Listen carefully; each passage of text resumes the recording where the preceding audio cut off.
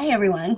Today is Wednesday, May 6th. I hope everyone enjoyed their Cinco de Mayo yesterday within their home. Today on our lesson, I think maybe the most difficult part of this lesson today is actually the cartoon this time. So we're gonna go over it together. So this is a picture of a caveman spelling bee. And so you see all these people waiting in line, and the guy up on the podium is spelling cave. And it's like, cave, C-A-V-E, cave. And the guy coming up is saying, oh, great. He says, oh, sure, I'll probably get Australopithecus, okay?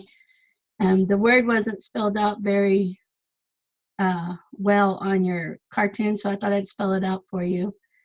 And the caption in the cartoon is primitive spelling bees. So I just thought it was cute, going from caveman to Australopithecus. And no, I did not know how to pronounce that word very well, so I actually had to look it up on how to pronounce it. So I'm going to share that with you, because that's a mouthful, isn't it? Although I do believe that, do we have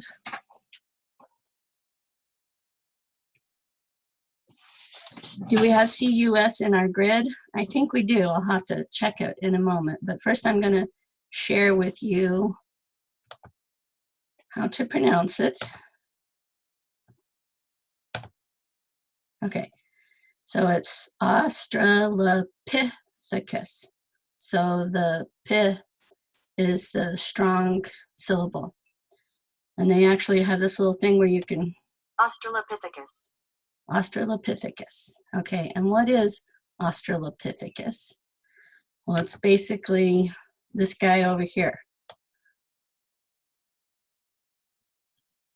Okay.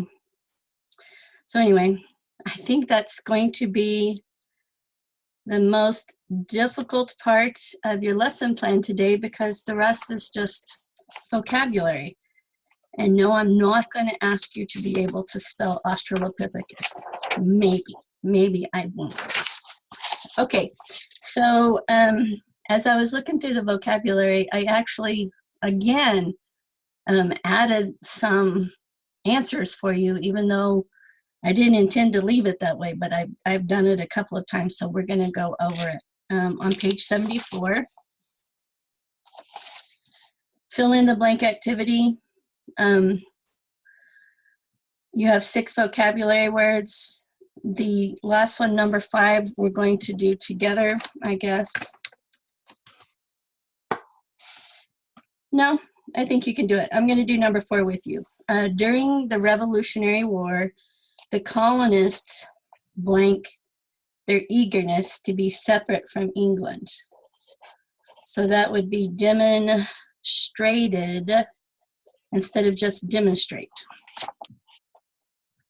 Yeah, you still can't see that. It's going to be demonstrated because that was in the Revolutionary War and that's in the past. So it can't be demonstrate, it has to be demonstrated. My dogs are trying to get in. They're usually my silent sleeping partners here, but oh, here they come. Okay, hold on, I'm gonna have to pause it so I can shut the door. Okay, so I let my dogs in so that they could come in and sleep at my feet. So on number 4, on fill in the blank activity, during the Revolutionary War, the colonists demonstrated their eagerness to be separate from England. It has to be demonstrated because it's in the past tense. Okay, and then on the next one, this closed activity, it's all about neighborhood safety plans. And on the 1, 2, 3, 4th line, where it says their neighborhood, I wrote that out. Their neighborhood is blank safer. their neighborhood is blank safer? And the answer is considerable, but it's not just considerable, because what is safer? Subject, noun, what is safer? Safe, safer, safest. It's an adjective, right? And so you cannot say their neighborhood is considerable safer, because the considerable is modifying the safer. So when you have an adjective, what does the adverb look like? You have to add that ly. Considerably safer. Their neighborhood is considerably safer, because this adverb is modifying the adjective. Adverb, adjective. Okay? And then on the bottom of that closed activity, I left an answer for you. Right down here, that is the answer, the items. Okay, so the thing that about the closed activity is that you can't just use the vocabulary word. You have to be done with your family words, because sometimes you will be using the past tense or the present tense, or you may be using the adjective, or you may be using the adverb. So that's why it's so important to get done with your family words, because these activities don't always just use the simple vocabulary word. Sometimes it uses, a lot of times it uses the family words. Okay, and then on page 76, we have the very same issue with considerably. Page 76, number 5. As you get older, it takes considerably more effort to learn new things. Okay, so it is a subject, takes is the verb, here is your direct object, and this is modifying this direct object. So this is an adjective.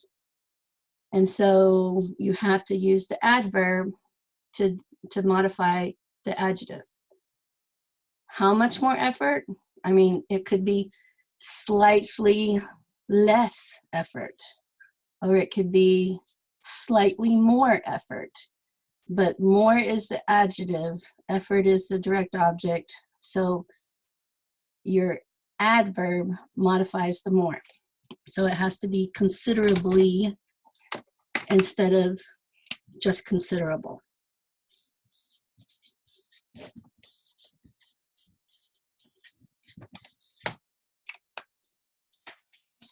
It takes considerably more effort. As you get older, it takes considerably more effort to learn new things. Totally agree on that one. This technology stuff, oh my goodness. Okay, and then guess what? Number 6. I left the answer for you, all nice in parentheses. Okay, so often it is easier to learn something when you see someone demonstrates how to do it. So it's not just demonstrate, it's demonstrates, because someone is like the he, she, it. Someone demonstrates. Okay, and then on page 77, it is the exact definitions of your vocabulary words. So attach the exact word to the exact definition. And then, I don't know what it is. On page 78, guess what? I left another answer for you in the sentence. So on number 2, burning temperatures can have a major impact. It's already in your sentence, so you don't need to fill it up.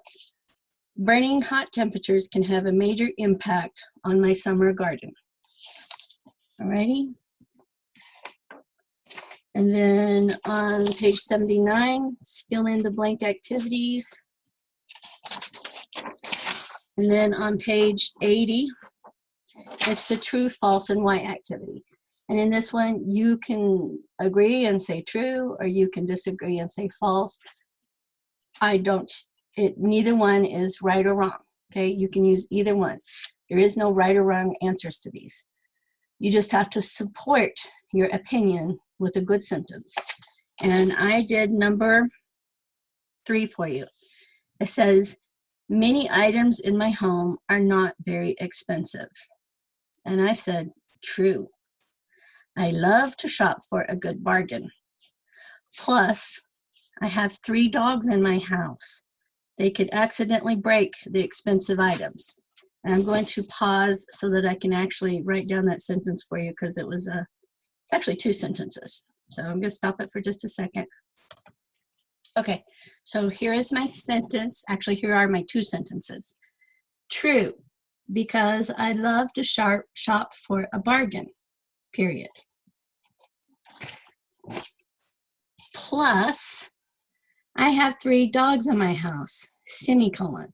And semicolon is used because I have 2 different small sentences, but they're talking about the same idea, or they're of the same mind. So it's a semicolon. Plus, I have 3 dogs in my house, semicolon.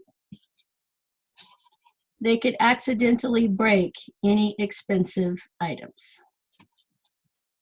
Okay, so that was my answer for the true, false, and why on page 80. And that's it. So it was a very short lesson today, but you have a lot of vocabulary to do. But be of good heart, because it's the last vocabulary of this school year. So, all right, so I will see everyone tomorrow. Have a good day. Bye.